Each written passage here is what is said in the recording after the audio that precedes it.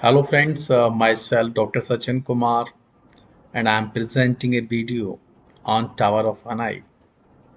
The Tower of Hanai is a real life problem. Hanai is the city in which three towers are placed. So what is the exact problem we are discussing now? So there are three towers.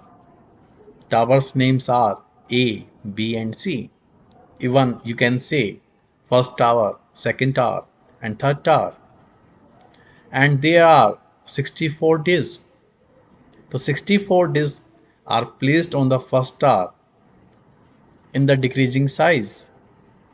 I mean, largest disc is placed at the bottom and smallest disc is placed at the top.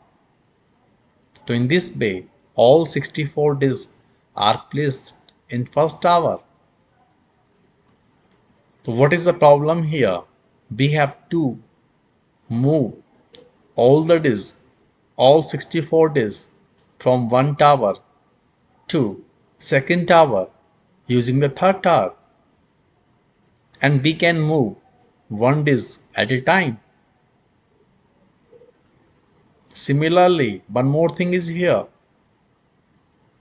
At any time, we have to maintain our size sequence.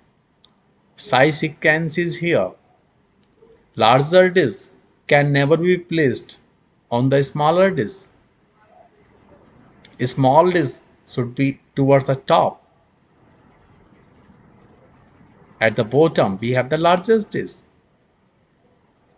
So we have to maintain this sequence.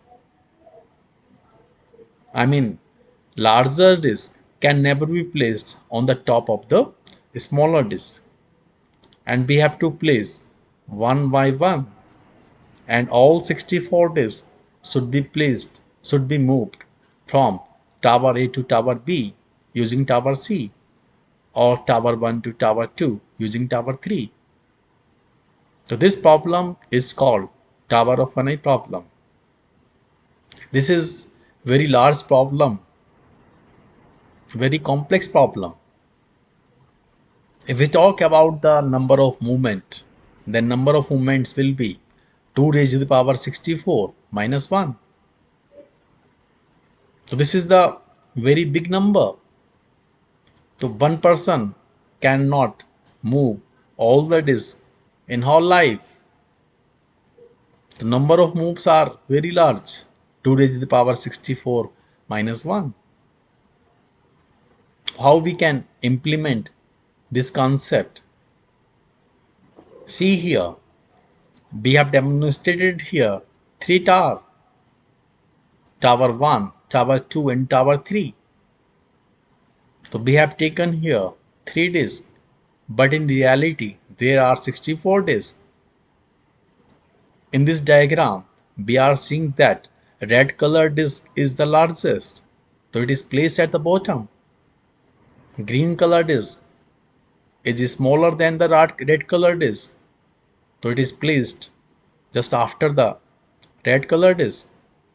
And blue color disk is the smallest, so therefore this is placed in the at the top of the top of the tower 1.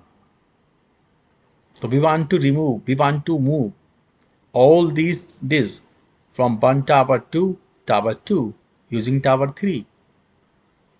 So we can move 2 raised to the power 3 minus 1. Number of movements. The number of movements are 2 raised to the power 3. This is 8. 8 minus 1, 7. So 7 number of movements are required. But in reality, there are 64 disks. The number of movements are very high. The one person cannot move all 64 disks from tower 1 to tower 2 in whole life. So if we talk about the implementation part, so we can implement this concept using the recursion. Such complex problems are solved using the recursion. So we have made here a function. Function name is Ni. And we have taken here three disks. Disk are A, B and C. So we have represented. And n is here number of disks. So you may take any value of n. But in reality n equals to 64. So if we have say only one disk, then this is the easiest job. We are moving this disk from A to B in the very simplest way. Number of movement is one only, so we can move it. If number of disks are more than one, then we have to divide the problem. I mean, initially we have to move n minus 1 disk from A to C using tower B. So after moving n minus 1 disk from A to C, we have only one disk in tower A. Now this one disk is moved from A to B. So in tower C, we have n minus disks further. So from tower C to tower B, using tower A, remaining n minus 1 disks are placed one by one. So in this way, we can implement the concept of the recursion. We can implement the concept of the tower of Ni using the recursion. Thanking you.